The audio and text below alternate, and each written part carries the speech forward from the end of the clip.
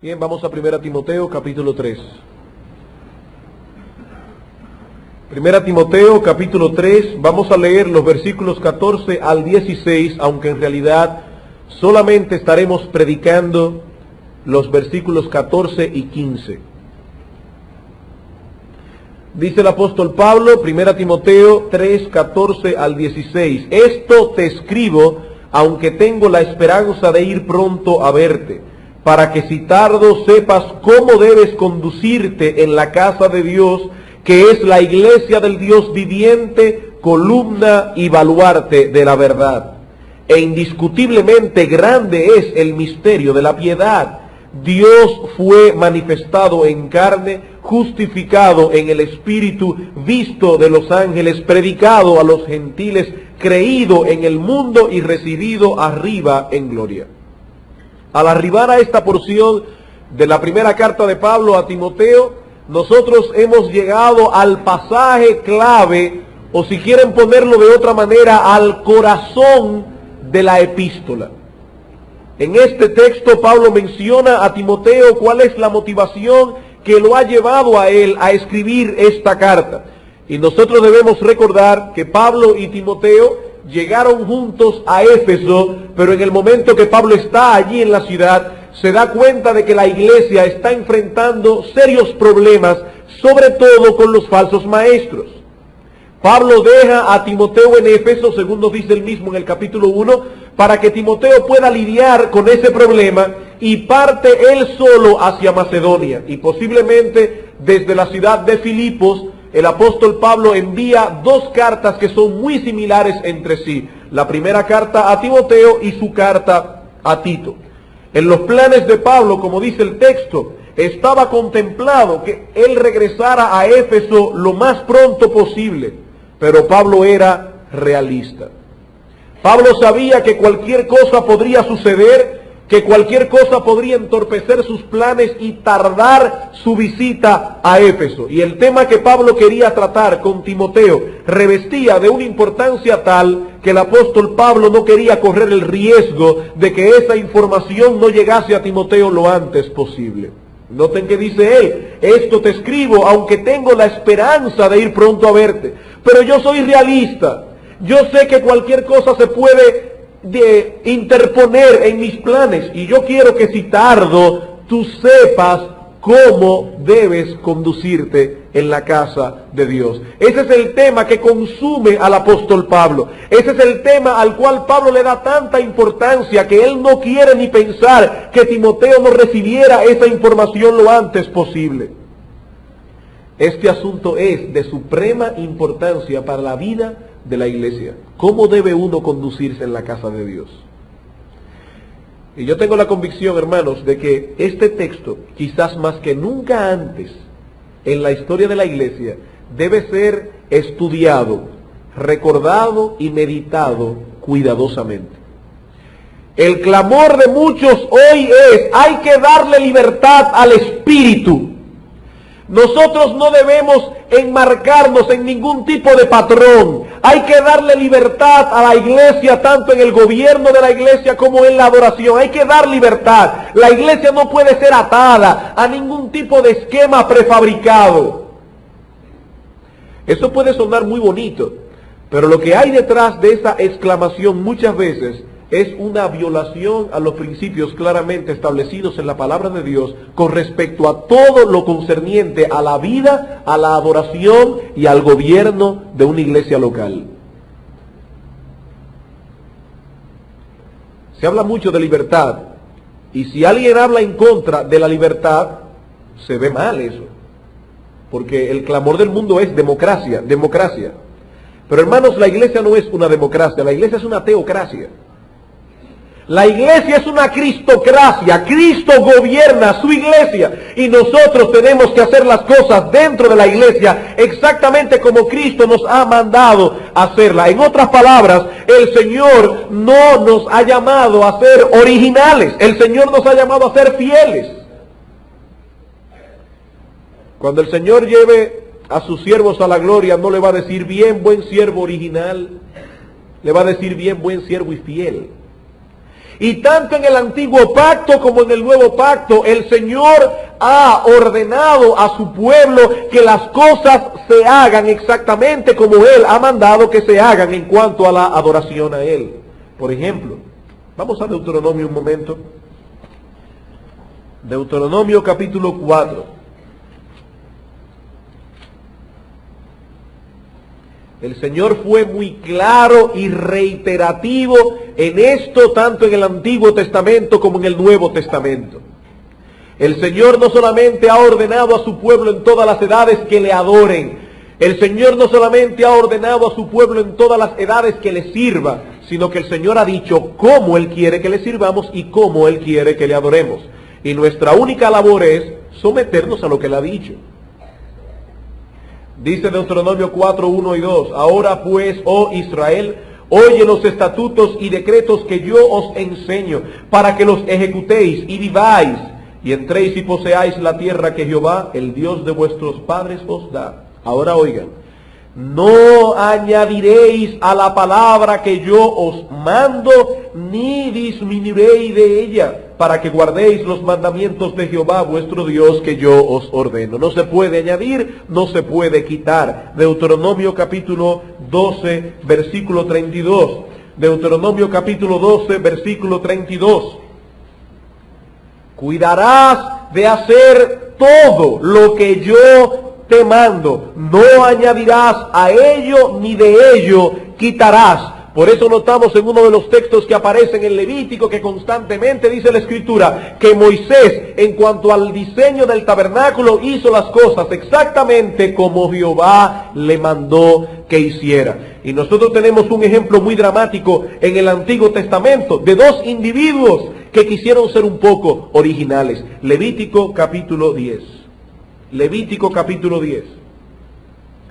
En la historia antiguo testamentaria tenemos el ejemplo de dos individuos que no quisieron hacer las cosas exactamente como Dios la había mandado. ¿Y qué dice el texto? De Levítico capítulo 10, versículo 1 y 2. Nadab y Abiú, hijos de Aarón, tomaron cada uno su incensario y pusieron en ellos fuego, sobre el cual pusieron incienso y ofrecieron delante de Jehová fuego extraño que Él nunca les mandó. ¿Y qué hizo Dios? Y salió fuego de delante de Jehová y los quemó y murieron delante de Jehová. Hermanos, noten algo interesante en este texto. Aquí no dice que Nadab y Abiú encendieron un fuego extraño que Dios había prohibido. ¿Verdad que no es eso lo que dice el texto? El fuego que Nadab y Abiú encendieron en el tabernáculo, Dios no lo había prohibido. El problema no era que había una prohibición con respecto a ese fuego. Todo el pecado de Nadab y Abiú fue haber sido originales. Todo el pecado de Nadab y Abiú fue haber encendido en el tabernáculo un fuego que Dios no mandó. Y como Dios dice en la Escritura que no se podía añadir ni se podía quitar nada de lo que Dios había ordenado en cuanto al culto de adoración, bajó fuego del cielo y consumió a Nadab y Abiú. El pensamiento de muchas iglesias cristianas en el día de hoy es, si Dios no lo ha prohibido tácitamente en su palabra, entonces lo permite. No, hermanos, no. Si Dios no lo ha permitido, no lo ha permitido. Bueno, pero eso es en el antiguo pacto. ¿Y qué tenemos en el nuevo? Exactamente lo mismo. Dice Juan capítulo 4, cuando el Señor estaba hablando con la mujer samaritana, hablando precisamente de esta nueva dispensación que vendría con su muerte y resurrección, dice Cristo, mujer, viene la hora y ahora es cuando los verdaderos adoradores adorarán al Padre en espíritu y en ¿qué? Y en verdad. No solamente es necesario que el adorador adore a Dios con una verdadera devoción sin hipocresía en espíritu, sino que también debe adorarlo en verdad, de acuerdo a lo que Él ha ordenado en su palabra. Y Juan 4, 20 al 24 no está hablando primariamente de la adoración individual del creyente. Juan 4, 20 al 24 está hablando primariamente de la adoración del pueblo de Dios corporativamente. Dice la mujer samaritana, nuestros padres, es decir, nuestro pueblo adoró en este monte. Pero ustedes los judíos adoran en Jerusalén. Es hablando de la adoración corporativa del pueblo de Dios. Y dice que cuando el pueblo de Dios se reúne, dice Cristo, a adorar a Dios, debe hacerlo en espíritu y en verdad. ¿Qué le dice el Señor a los fariseos? En Marcos capítulo 7, cuando los fariseos le dicen a Cristo, pero tus discípulos no se lavan las manos antes de comer, como eran los rituales de purificación que los fariseos se habían inventado. ¿Y qué le dice Cristo? Hipócritas, bien invalidáis el mandamiento de Dios para guardar vuestra tradición. Ahora yo me pregunto, hermanos, ¿hay algo de malo en lavarse mucho las manos antes de comer? Claro que no hay nada de malo, eso es algo higiénico, eso es bueno que usted lo haga por higiene. La crítica de Cristo hacia los fariseos es porque ellos habían introducido esos rituales dentro de la adoración a Dios. No hay nada de malo en lavarse las manos, pero ahí sí hay algo de malo. Ellos estaban añadiendo a la adoración al Señor cosas que Dios no había mandado. Colosenses capítulo 2. Colosenses capítulo 2. Hermanos, tan pecaminoso es que en una iglesia que supuestamente se llame cristiana hayan ídolos, hayan santos, que haya ahí una imagen del Sagrado Corazón de Jesús en esa iglesia o cualquier otra imagen que usted quiera poner. Tan pecaminoso es eso, como muchas cosas que muchas iglesias evangélicas hacen en el día de hoy. Yo he ido a iglesias, por ejemplo, donde se les celebra el cumpleaños a los hermanos en el culto. Y yo me pregunto, ¿dónde Dios ha permitido tal cosa en su palabra? ¿Dónde dice la Biblia que en el culto de adoración al Señor se debe tomar para celebrar un cumpleaños de un hermano de la iglesia? Dios no ha mandado eso. Bueno, tampoco lo ha prohibido. Sí, no lo ha prohibido, pero no lo ha mandado. Ese es un fuego extraño que Dios nunca mandó. Y muchas otras cosas. ¿Qué dice Colosenses capítulo 2, versículo 23? Hablando de una serie de cosas que hacían los falsos maestros en Colosas, dice, tales cosas tienen a la verdad cierta reputación de sabiduría en culto voluntario, en humildad y en duro trato del cuerpo, pero no tienen valor alguno contra los apetitos de la carne. ¿Y qué es esto de culto voluntario? Esta es una palabra griega, etelotreskeia, que significa literalmente una religión autocreada, un culto de adoración que alguien se inventa. Aquí no dice que esta gente estaban haciendo nada pecaminoso per se. ¿Cuál era su pecado? Ellos estaban inventando un culto que Dios no había mandado. Ellos estaban introduciendo dentro del culto de adoración a Dios, cosa que Dios expresamente no lo había permitido en su palabra. Pablo ha escrito a Timoteo, en esta carta que le envía, en el capítulo 2, le ha hablado del culto, del lugar que debe ocupar la oración en el culto. Le ha hablado acerca de cómo y acerca de quiénes debían orar. En el mismo capítulo 2 el apóstol Pablo trata el espinoso tema del lugar y el ministerio que debe tener la mujer dentro de la iglesia. En el capítulo 3, versículo 1 al 13, trata acerca de la elección de líderes. En el capítulo 4 le habla a Timoteo acerca de las cosas que él debía predicar en la iglesia. En el capítulo 5 le habla a Timoteo acerca de cómo él debía ocuparse de las viudas en la iglesia. En el mismo capítulo 5 trata acerca del sostén económico de los pastores y más adelante acerca del proceso disciplinario que se puede tener sobre un pastor. En el capítulo 6 le habla de los ricos.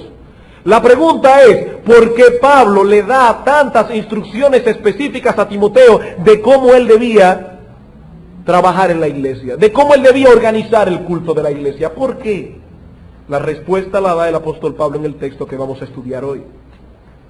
Por la identidad única de la iglesia y por la misión única de la iglesia. El título del mensaje de hoy se llama precisamente la identidad y misión de la iglesia.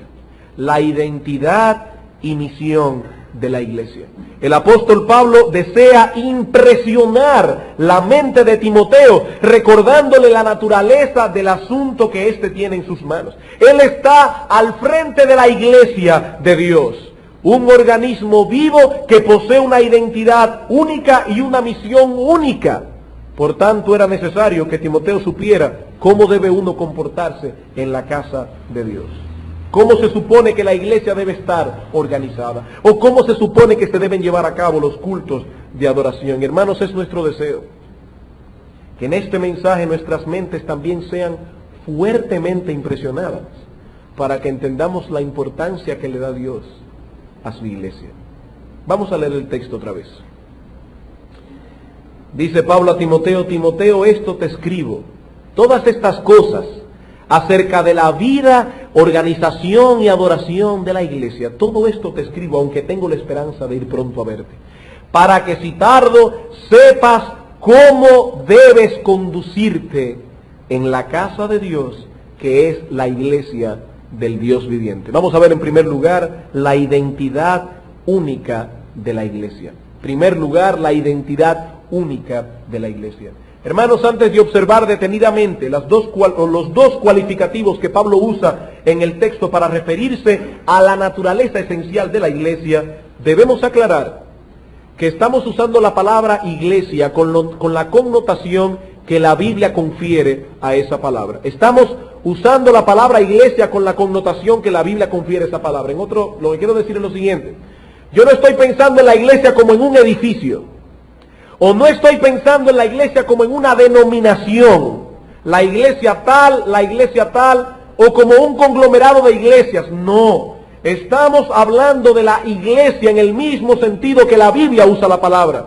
Y una de las mejores definiciones que yo he leído sobre la iglesia la da John Murray. Él dice lo siguiente: la iglesia consiste de hombres y mujeres llamados por Dios el Padre a la comunión de su Hijo, santificados en Cristo Jesús, regenerados por su Espíritu y unidos en la fe y la confesión de Cristo Jesús como Señor y Salvador. Donde haya tal comunión, allí está la iglesia de Dios. Noten, hermanos, aquí no estamos hablando de un edificio, no estamos hablando de una denominación tal o la denominación tal. Estamos hablando de un grupo de personas. De un grupo de personas. Ustedes son la iglesia. Cada uno es una piedra viva dentro de ese edificio vivo. Es un grupo de personas que han sido convocadas, llamadas por Dios el Padre. De ahí que se llame eclesía. Eso viene de ekkaleo, que significa los que han sido llamados fuera de. La iglesia son el grupo de personas que han sido llamadas fuera del mundo, pero no para quedarse flotando en el aire, sino para ser introducidas en la comunión de todos aquellos que han sido llamados por Dios el Padre. Y cada una de esas personas llamadas por Dios el Padre han sido regeneradas por el Espíritu Santo. ¿Para qué? Para que cada uno de ellos tenga comunión directa con Jesucristo y podamos tener comunión los unos con los otros. Y juntos confesemos a Cristo Jesús como Señor y Salvador. Esa es la iglesia. ¿Y qué nos dice Pablo en este pasaje acerca de este grupo tan especial de seres humanos llamado la iglesia? O si quieren ponerlo de otra manera, hermanos, ¿cómo ve Dios a esa sociedad espiritual? Bueno, el texto nos dice en primer lugar que es la casa de Dios. ¿Qué es la iglesia, hermanos? En su identidad única, en su naturaleza esencial, la iglesia es la casa de Dios. Y lo primero que tenemos que ver aquí es lo que Pablo obviamente no quiso decir. Yo acabo de decir, hermanos, que la iglesia no es un edificio. Por tanto, cuando Pablo dice que la iglesia es la casa de Dios, que nadie vaya a pensar que Pablo está pensando en un edificio que pertenece a Dios. No, porque la palabra casa en todo el pasaje de 1 Timoteo 3 no significa eso. Noten, por ejemplo, 1 Timoteo 3:4, la misma palabra griega, que el pastor debe gobernar bien su casa. ¿Qué significa eso? ¿Que él debe cerrar las puertas de la casa cuando se va a acostar y apagar todas las luces para no consumir mucha luz? ¿Qué significa que el pastor debe gobernar bien su casa? Lo que dice el versículo 5, pues el que no sabe gobernar su propia casa, hablando de los individuos que componen ese hogar, no puede cuidar la iglesia. Por lo tanto, en la mente de Pablo, la palabra casa no significa paredes, puertas y ventanas, significan personas. En 1 Timoteo capítulo 3, versículo 12, nos dice que los diáconos sean maridos de una sola mujer y que gobiernen bien sus hijos y sus casas. El hogar, las personas que componen su familia. Y ahora dice Pablo, ¿qué es la iglesia? La casa de Dios. Pablo no está pensando en puertas, paredes y ventanas. Pablo está pensando en gente. Y él dice, la iglesia es la casa de Dios. Y si interpretamos esta frase a la luz de su trasfondo antiguo testamentario, nosotros podemos leer el texto de esta manera. ¿Qué es la iglesia? La casa donde mora Dios. O si quieren ponerlo de otra manera, ¿qué es la iglesia? El santuario de Dios. ¿Qué es la iglesia? Es el santuario de Dios. Vamos a ver Génesis capítulo 28, para ver ese trasfondo antiguo testamentario. Génesis capítulo 28. Aquí tenemos Jacob, que sale hacia Berseba, luego fue a Harán, y allí halló cierto lugar, y durmió allí porque el sol se había puesto, y allí Jacob tiene el famoso sueño de una escalera, cuya punta, cuyos extremos tocaban la tierra y el cielo, y ángeles subían y bajaban por esa escalera. Sueño que el Señor Jesucristo interpreta como que Él es esa escalera.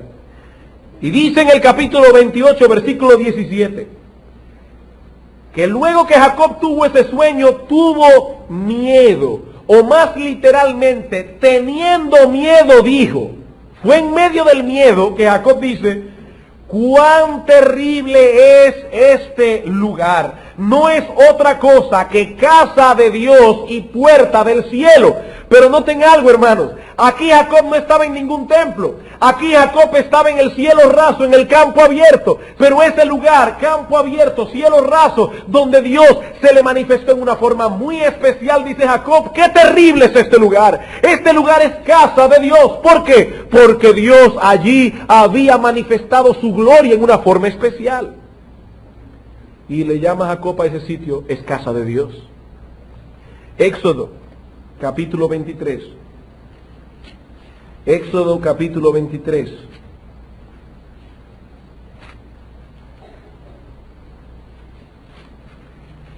Éxodo, capítulo 23, versículo 19. Dice: las primicias de los primeros frutos de tu tierra traerás a la casa de Jehová tu Dios.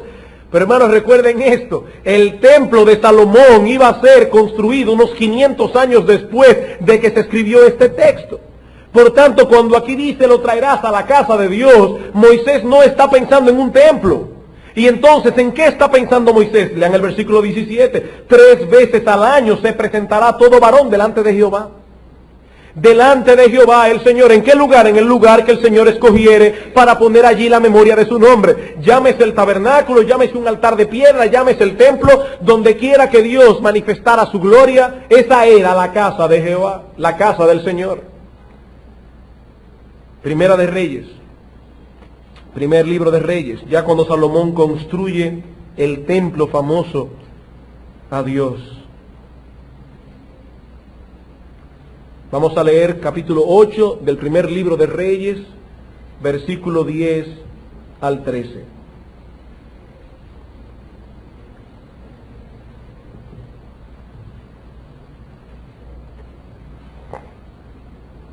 Y cuando los sacerdotes salieron del santuario, la nube llenó la casa de Jehová, la casa de Dios, y los sacerdotes no pudieron permanecer para ministrar por causa de la nube, porque la gloria de Jehová había llenado la casa de Jehová. Entonces dijo Salomón: Jehová ha dicho que él habitaría en la oscuridad. Yo he edificado casa por morada para ti, sitio en que tú habites para siempre. Nosotros sabemos, hermanos, que Dios habita en todo lugar. Nosotros sabemos que ni los cielos de los cielos pueden contener a Dios. Pero también sabemos que hay sitios donde Dios en una forma especial manifiesta su gloria. Y allí donde Dios manifiesta su gloria, allí está la casa de Dios.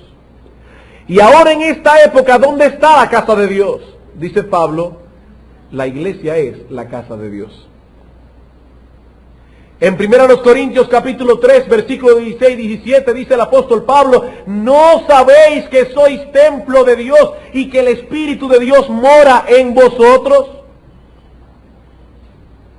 Y dice en el versículo 17: si alguno destruye el templo de Dios, ¿qué va a hacer Dios? Dios lo destruirá a él. Muchas veces ese texto se usa para hablar a los creyentes de que no deben fumar, no deben beber, porque no deben hacerle daño a su cuerpo, porque su cuerpo es el templo de Dios. Pero hermanos, allí Pablo no está hablando de ese templo. Allí Pablo no está diciendo vosotros individualmente sois el templo de Dios. Allí Pablo está diciendo vosotros corporativamente, colectivamente, según el contexto del capítulo 3. Vosotros sois el templo de Dios y el Espíritu de Dios mora en vosotros, en la iglesia. Y si alguno intenta destruir la iglesia de Cristo, eso es algo tan grave que Dios se ocupará él mismo de destruirlo a él. La iglesia es la casa de Dios. ¿Qué dice Hebreos capítulo 3?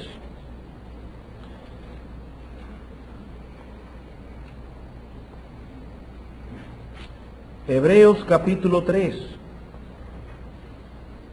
versículo 5. Hablando del pueblo de Dios en el antiguo pacto, dice: y Moisés a la verdad fue fiel en toda la casa de Dios, pero como siervo, para testimonio de lo que se iba a decir. Pero Cristo como hijo sobre su casa, y añade el escritor de Hebreo, la cual casa somos quienes, somos nosotros. ¿Qué casa? La casa de Dios. Por tanto, cuando el apóstol Pablo dice a Timoteo: Timoteo, yo te escribo esto, para que si tardo tú sepas cómo debes conducirte en la casa de Dios, lo que le está diciendo es, el asunto que tú tienes en tus manos es algo muy serio. Tú estás pastoreando la iglesia, estás organizando la iglesia de Éfeso. ¿Y qué es esa iglesia? Es el santuario de Dios. Allí corporativamente se manifiesta en una forma especial y particular la gloria de Dios. Como se manifestó en el tabernáculo, según Éxodo 40, como se manifestó en el templo de Salomón, según primer libro de Reyes, capítulo 8. De esa misma manera. En el huerto del Edén, antes de la caída, el Edén era la casa de Dios. Allí tenía el hombre una perfecta comunión con Dios sin impedimento alguno. ¿Qué dice la Escritura? Dice que Jehová se paseaba por el aire del huerto, por el huerto al aire del día. El hombre tenía una perfecta comunión con Dios. Edén era la casa de Dios. ¿Pero qué sucedió? Sucedió que el hombre cayó en pecado, y tan pronto el pecado entró en el mundo, esa relación queda bloqueada y Dios ya no tiene comunión con el hombre en todo lugar ni bajo cualquier condición. Ya Dios no podía acercarse al hombre de esa manera. Y la religión antiguo testamentaria estaba diseñada para enseñar al judío piadoso lo que significaba estar en comunión con ese Dios, siendo nosotros pecadores.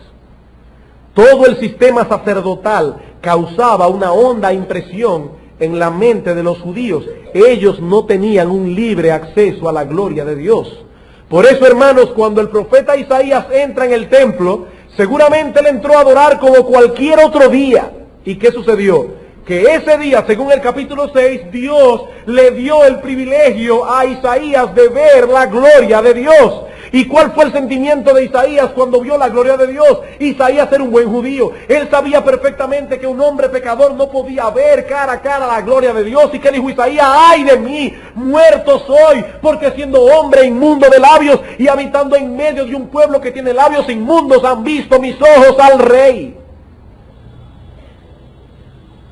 Hermanos, estar en contacto con la gloria de Dios, eso es algo que Dios no tiene con un mortal pecador. De hecho, hay un capítulo en la Escritura que para muchos es un dolor de cabeza. Ezequiel capítulo 1. Dice la Biblia que Ezequiel estaba junto al río Quebar cuando los judíos habían sido deportados hacia Babilonia. Y estando allí en el río Quebar, dice Ezequiel, él vio venir del norte la gloria de Dios. Y muchos han visto allí muchos platillos voladores. Pero ¿qué es lo que el texto realmente quiere decir? Uno de los elementos más conflictivos en ese pasaje es la identificación de los 4 seres vivientes. Dice Isaías que él vio 4 seres vivientes que tenían 4 alas cada uno. Estaban llenos de ojos por dentro y por fuera. Tenían 4 caras de león, de becerro, de oveja y de hombre. Cada vez que volaban habían unas ruedas que volaban abajo de ellos, que hacían un ruido estruendoso, y uno se pregunta, ¿y qué son esos 4 seres vivientes? Hermanos, este no es el momento para entrar en un estudio exhaustivo de lo que son esos 4 seres vivientes, pero indudablemente lo que está claro en el texto es el significado que esos 4 seres vivientes tienen custodiando la gloria de Dios. Dice Gustav Oller en su libro Teología del Antiguo Testamento: El primer elemento en su función de esos 4 seres vivientes es expresar a las conciencias de los hombres la inaccesibilidad del ser divino. Ellos reflejan la gloria de un Dios inabordable en una forma que sea accesible al ojo humano. Imagínese la impresión que le daba a un individuo ver descender la gloria de Dios con esos 4 seres vivientes alrededor y ese sonido que decía que era como el estruendo de muchos carros que corrían a la batalla. Y Ezequiel y cualquiera que viera la gloria de Dios iba a sentir claramente la inaccesibilidad del ser divino, que ese Dios era un Dios inabordable. No es fácil entrar en contacto con la gloria de Dios. Sin embargo, hermanos, en Cristo, esa separación que causaba el pecado fue eliminada. Ahora tenemos libre acceso para entrar al trono de Dios. Pero, y eso es lo que Pablo quería impresionar en la mente de Timoteo, eso no disminuye en ningún sentido la realidad de que la gloria de Dios se hace presente en medio nuestro. El hecho de que ahora tenemos en Cristo accesibilidad al trono de Dios, eso no disminuye en ningún sentido el hecho de que la gloria de Dios se manifiesta en medio nuestro. La sangre de Cristo nos ha limpiado para que podamos acercarnos confiadamente. Y subrayo esta palabra. Ahora podemos acercarnos confiadamente, sin necesidad de todo ese sistema sacerdotal del antiguo pacto. Pero eso no implica de ningún modo que tenemos libertad de menospreciar la presencia de la gloria de Dios en medio nuestro. Una cosa significa confianza, otra cosa significa irreverencia. Y hermanos, cuando el pueblo de Dios se reúne corporativamente a adorar a Dios, esto es casa de Dios. Y podemos decir al igual que Jacob, qué terrible es este lugar. Si no fuera porque la sangre de Cristo nos ha limpiado de todo pecado, no podríamos estar aquí en la presencia de Dios, delante de la gloria de Dios. El nuevo pacto no ha disminuido la majestad ni la grandeza de la gloria de Dios. El hecho de que no tengamos pecado ahora en Cristo no quiere decir que podemos ser irreverentes delante de Dios. ¿Qué es la iglesia? La iglesia es la casa de Dios. El mismo Señor Jesucristo prometió estar donde quiera que 2 o 3 se reunieran en su nombre. En Apocalipsis, ¿cómo se presenta el Hijo del Hombre? Como aquel que con todo ese ropaje real, Él anda en medio de los 7 candeleros de oro. Si ustedes van al libro de Ezequiel, no lo busquen ahora, pero pueden leer Ezequiel 8, 9, 10 y 11, y van a ver allí algo interesante. El Espíritu Santo toma a Ezequiel y se lo lleva otra vez, atrás en el tiempo, y lo lleva al templo de Jerusalén. Eso es después que ese templo había sido destruido por los babilonios y todo había sido saqueado. Pero ahora Dios quiere enseñar a Ezequiel por qué razón Él permitió que los babilonios saquearan el templo. Y se lleva a Ezequiel en una visión retrospectiva en el tiempo. Y le dice, ven a ver, Ezequiel, las abominaciones que se estaban haciendo en el templo. Y dice la Biblia que Ezequiel fue llevado al santuario, al lugar santo del templo. Y dice que allí estaban adorando al sol, al lagarto. Judíos estaban dentro del templo de Dios adorando ídolos. Y dice la Biblia que Ezequiel vio que la gloria de Dios estaba en el santuario. Pero más adelante siguen leyendo y se dan cuenta que dice que los querubines levantaron la gloria de Dios y la llevaron al umbral de la casa. Y más adelante siguen leyendo y dice que los querubines tomaron la gloria de Dios y la sacaron al umbral de la puerta de la ciudad. Y luego dice que los querubines tomaron todavía la gloria de Dios y se la llevaron fuera de la ciudad. Y lo que Dios le estaba diciendo a Ezequiel, Ezequiel, yo he quitado la gloria de Dios de Israel por causa de su pecado. Ya Israel no tiene mi gloria morando en ellos. La gloria de Dios fue extraída del pueblo y fue quitada del pueblo de Dios. Y así se pasa a la historia de Israel hasta que llegamos a Juan 1:14 y dice, aquel verbo se hizo carne y vimos su gloria. ¿Quién es Cristo?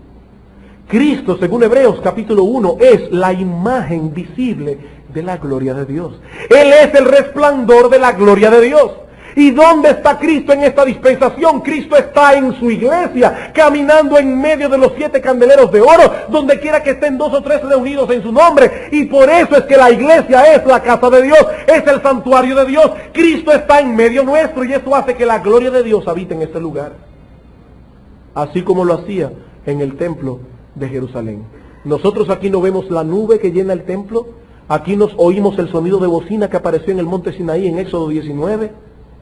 Aquí no vemos los querubines flotando en el aire, pero hermanos, dice la Biblia que por fe andamos, no por vista. Aquí está la gloria de Dios. Y por eso es que Timoteo tenía que tener mucho cuidado de cómo él manejaba los asuntos concernientes a la iglesia de Dios. ¿Por qué? Porque es la casa de Dios. Es el santuario donde mora Dios. Y para impresionar todavía más la mente de Timoteo le dice, para que si tardo como sepas cómo debes conducirte en la casa de Dios, que es la iglesia del Dios viviente. Que es la iglesia del Dios viviente. Es la casa de Dios. Pero hermanos, ¿cuál Dios? Recuerden que Timoteo se encontraba en la ciudad de Éfeso. Y la ciudad de Éfeso se gloriaba en ser la guardiana del templo de la diosa Diana, una de las 7 maravillas del mundo. Tenían allí un fabuloso templo dedicado a su diosa. Y en un momento dado que Pablo predicó contra los ídolos, casi lo matan, recuerdan, en Hechos 19, porque atentó contra el templo de la diosa Diana. Ellos hasta hacían templecillos, imágenes pequeñitas del templo, lo vendían, imagino como azabache o como amuletos. Y ahora dice Pablo, Timoteo, ¿qué es todo ese culto de adoración a la diosa Diana en comparación con el Dios que los creyentes de Éfeso adoran? Aquellos, los paganos, adoran y adoraban ídolos muertos, pero los santos forman una congregación que es única en el mundo porque es la iglesia del Dios viviente, en comparación con los ídolos muertos. De hecho, es interesante que esa frase, ¿qué es? La palabra griega que usa Pablo significa o es usada para introducir un atributo especial perteneciente a la naturaleza de un objeto, su propiedad real y peculiar. Es decir, está diciendo, ¿qué es esa casa de Dios? Es en una forma especial, la iglesia del Dios vivo, la iglesia del Dios viviente. Dios manifiesta su gloria en medio de su iglesia, ella es su morada, pero resulta que ese Dios no es un ídolo muerto. Se trata del único Dios vivo y verdadero. Vamos a ver algunos textos en el Antiguo Testamento. Josué, capítulo 3. Al comprender este texto en su trasfondo antiguo testamentaria, vemos que la mente de Timoteo, que fue criado cuando niño como un judío piadoso, era fuertemente impresionado por este lenguaje que Pablo está usando. En Josué capítulo 3, versículo 10, ellos están al umbral de la gran victoria. Ellos están al umbral de conquistar la tierra de Canaán, la tierra que fluye leche y miel, la tierra que Dios había prometido para ellos. Y dice aquí, y añadió Josué, en esto conoceréis que el Dios viviente está en medio de vosotros y que Él echará de delante de vosotros al cananeo, al eteo, al heveo, al ferezeo, al gergeseo, al amorreo y al jebuseo. Todas estas naciones conformaban los Estados Unidos de Canaán. Y resulta que cada una de esas naciones tenían sus ídolos. Ellos tenían sus dioses, dioses en los cuales confiaban. Y dice Josué, no se preocupen, que Dios va a echar todas esas naciones de delante de vosotros. ¿Saben por qué? Porque ustedes adoran al Dios viviente, dice Josué. Ellos no, ellos adoran ídolos muertos. Pero ustedes son los ejércitos del Dios vivo. Y una historia que es fascinante tanto para niños como para adultos es cuando David se enfrenta con el gigante Goliat. En el primer libro de Samuel, capítulo 17, dice la Escritura que este pequeñito rubio se le dice a Saúl, no te preocupes, yo puedo enfrentar a este gigante que estaba blasfemando contra Dios.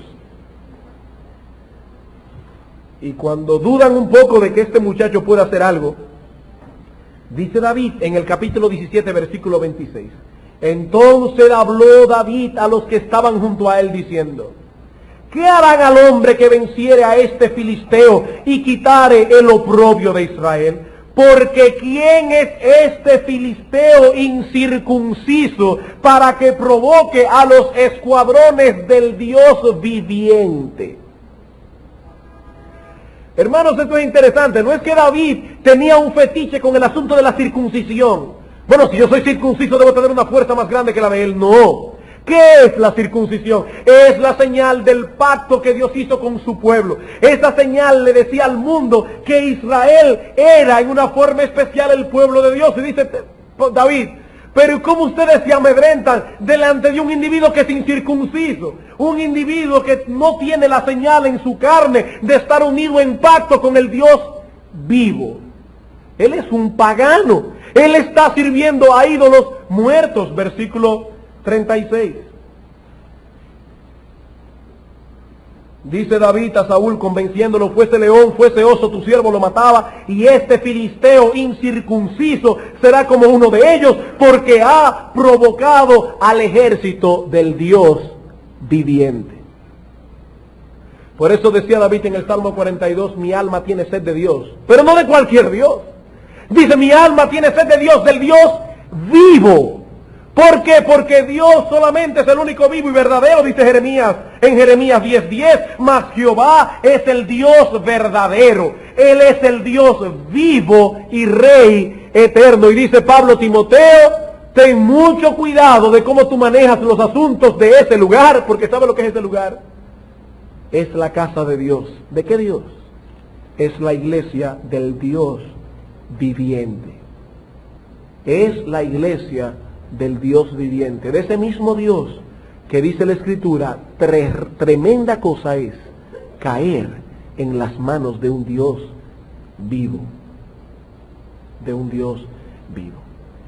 Y luego que Pablo ya ha impresionado la mente de Timoteo con respecto a la identidad única de la iglesia, vamos a tomar unos breves minutos para ver ahora cómo Pablo le habla a Timoteo de la misión única de la iglesia. ¿Cuál es la identidad única de la iglesia? Es casa de Dios, es iglesia de Dios vivo. Y en cuanto a su misión, dice Pablo, ella es columna y baluarte de la verdad. ¿Qué es la iglesia en cuanto a su misión? Es columna y baluarte de la verdad. Es muy posible que Pablo estuviese pensando otra vez en el templo de Diana en Éfeso. Es más, yo tengo la seguridad, pero no puedo darlo así dogmáticamente. Timoteo seguramente ya estaba familiarizado con ese templo, ese imponente edificio que, como les decía anteriormente, era una de las 7 maravillas del mundo. Ese templo de la diosa Diana era más largo y más ancho que un campo de fútbol, incluyendo las zonas finales. Los que han ido a un campo de fútbol saben que eso es inmenso.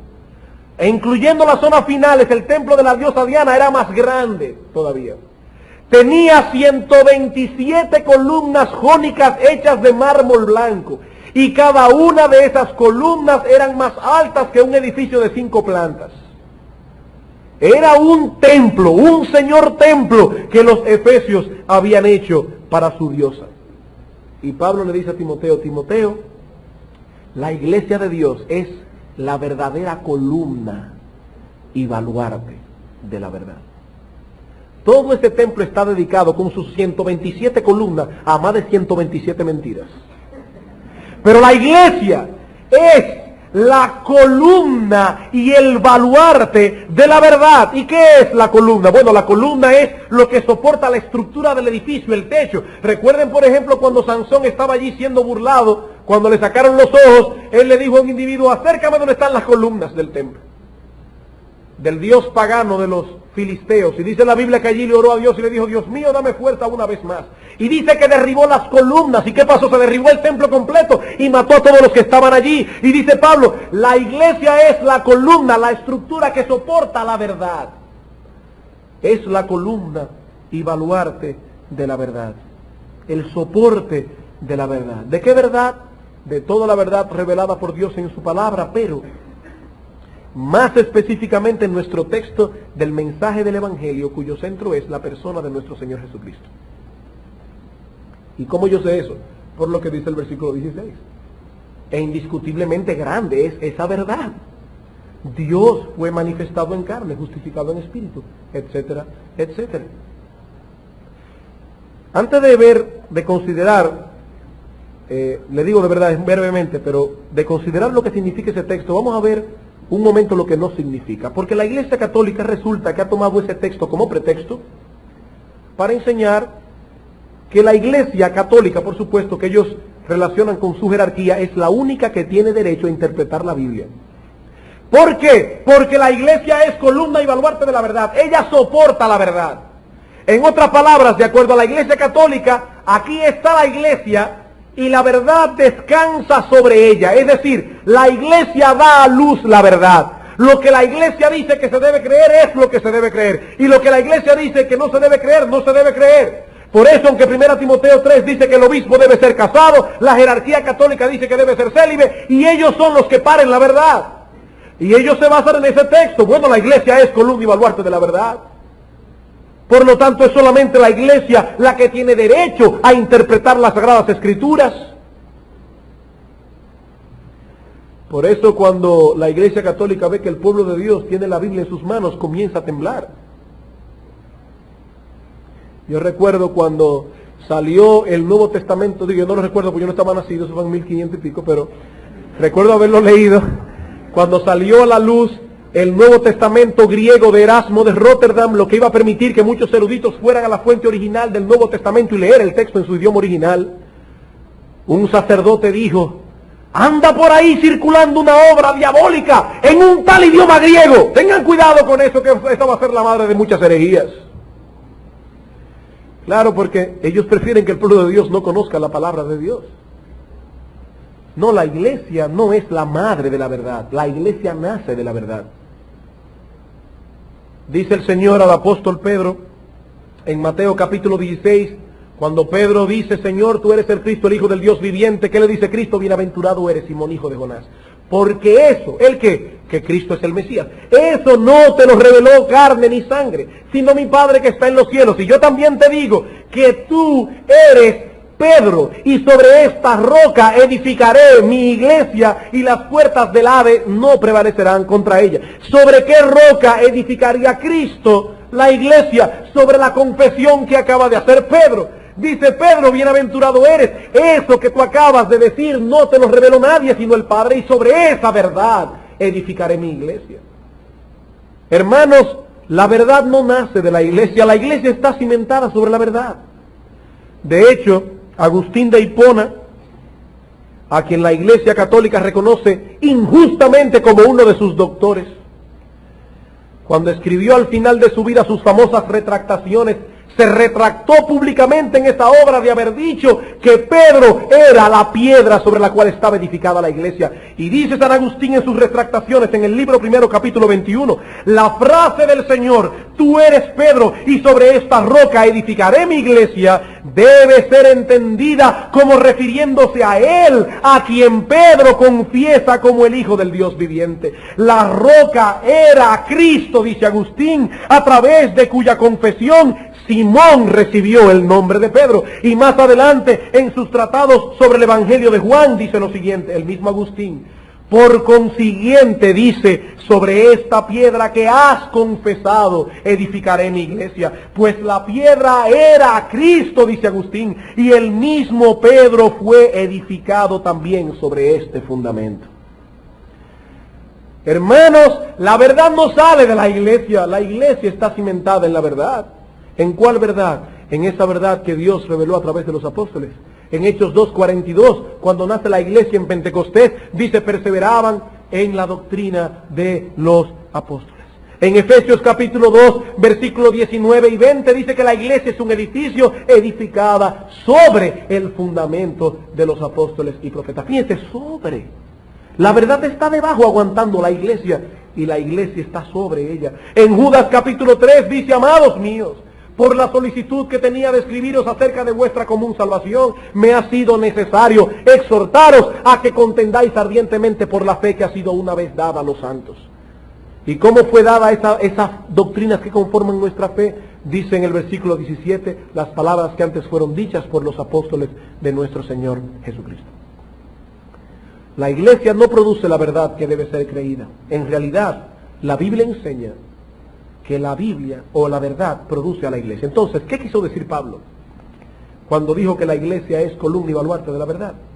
Él está diciendo simplemente que en medio de este mundo fluctuante, como hablaba Gamal esta mañana, cuyas opiniones son como una hoja llevada por el viento, que hoy piensa una cosa y hoy piensa otra, en medio de este mundo fluctuante, y que muestra su desprecio contra la verdad de Dios, ya sea atacándola abiertamente o simplemente deformándola, la iglesia está llamada a defender, proclamar y propagar la verdad de Dios. Eso es todo.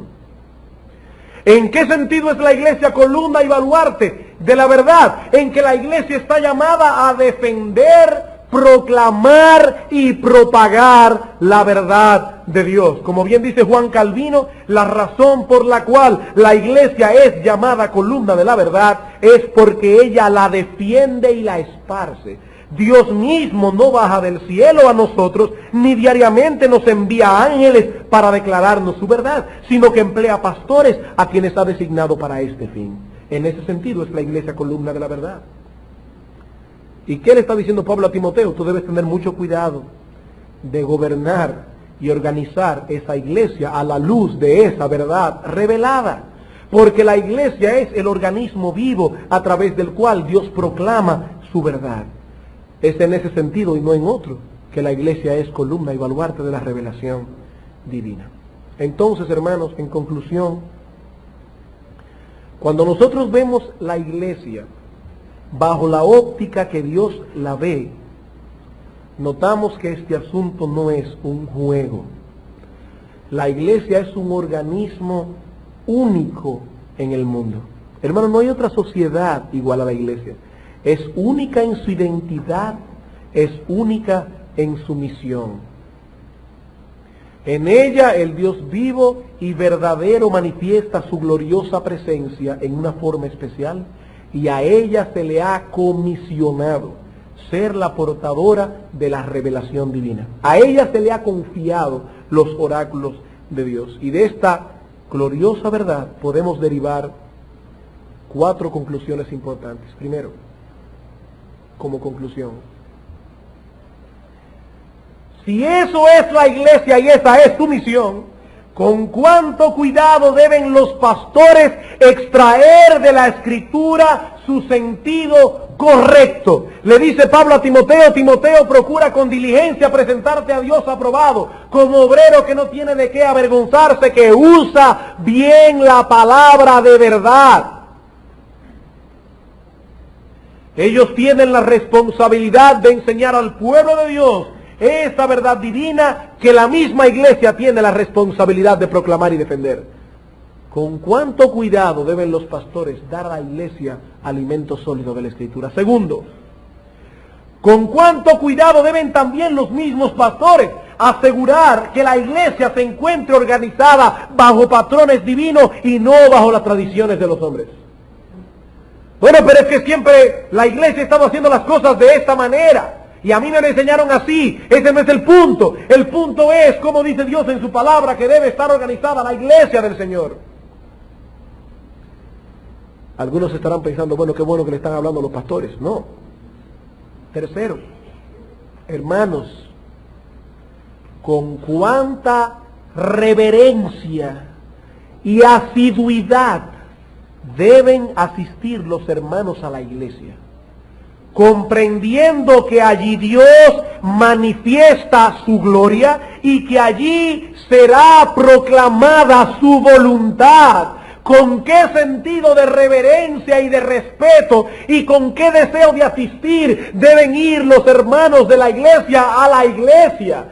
Sabiendo que allí van a encontrarse cara a cara con la gloria de Dios y que allí será proclamada su verdad. Es cierto que todo hermano tiene la responsabilidad de estudiar en su casa la Biblia. Es cierto que todo hermano debe diariamente sacar un tiempo para escudriñar las Escrituras, pero no es menos cierto que cuando se predica la palabra de Dios desde el púlpito, se está exponiendo la Escritura en una forma especial y particular. La predicación del Evangelio desde el púlpito ata la conciencia del hombre en una forma que el estudio personal no lo hace. Y por eso es importante la predicación. Y por eso es importante asistir a la iglesia. Y por eso es importante tener en alta estima la iglesia. Hermanos, nosotros los pastores de esta iglesia no estamos de acuerdo con estas grandes campañas evangelísticas multitudinarias. ¿Y saben por qué no estamos de acuerdo? Entre muchas cosas, porque no es una sola razón, entre muchas cosas, porque esos movimientos no promueven que esas supuestas personas convertidas se integren a la vida de una iglesia. Y el evangelismo bíblico pone a las personas en una correcta relación con Cristo. Dice el Señor, haréis por todo el mundo que discípulos, personas que van a tener una correcta relación conmigo. En segundo lugar, ese evangelismo verdadero dictado por Cristo en Mateo 28 pone a las personas en una correcta relación con la iglesia, bautizándolos. Y en tercer lugar, pone a los nuevos convertidos en una correcta relación con la palabra, enseñándole todas las cosas que yo os he mandado. Donde no hay eso, no hay verdadero evangelismo. La iglesia de Cristo en esta época es algo débil. Es algo que una persona cambia como si se cambiara una ropa. No me gusta esta iglesia, me voy a aquella, y si no me gusta aquella también me voy a la otra. Hermanos, la iglesia es algo importante. No hay en esta dispensación una sola sociedad humana que sea más importante que la iglesia en lo que respecta al trabajo que Dios hace. Ningún trabajo que hagan cristianos que no esté filtrado por la iglesia, por una iglesia local, no es bíblico. Porque la iglesia es el cuerpo de Cristo, no otra cosa. Y en cuarto lugar, y con eso terminamos, cuán importante debe ser para cada creyente su iglesia. Cuán importante debe ser para cada creyente su iglesia. Hermanos, esta iglesia no es el negocio de los pastores, como hemos dicho muchas veces. Tú eres una piedra viva de este edificio. Tú eres una piedra viva de este santuario. Y por lo tanto debes considerar como un gran privilegio, primero, y segundo, como una gran responsabilidad pertenecer a una iglesia del Señor. Tú debes estar tan preocupado por esta iglesia como lo estoy yo, como lo está Gamal, Eduardo, José Abreu, Paul Macmillan, los diáconos. Oye bien, hermano, esta es tu iglesia, tú eres una piedra viva. Y la Biblia no dice que los pastores son una piedra más grande. La Biblia dice que ellos son también piedras vivas del edificio. ¿Cuán importante debe ser para ti nuestra iglesia? ¿Qué privilegio tiene un ser humano y qué responsabilidad de pertenecer a este conglomerado llamado iglesia, donde Dios en una forma especial manifiesta su gloria y a los cuales Dios les ha dado el deber de defender, proclamar y propagar su verdad? Vamos a orar.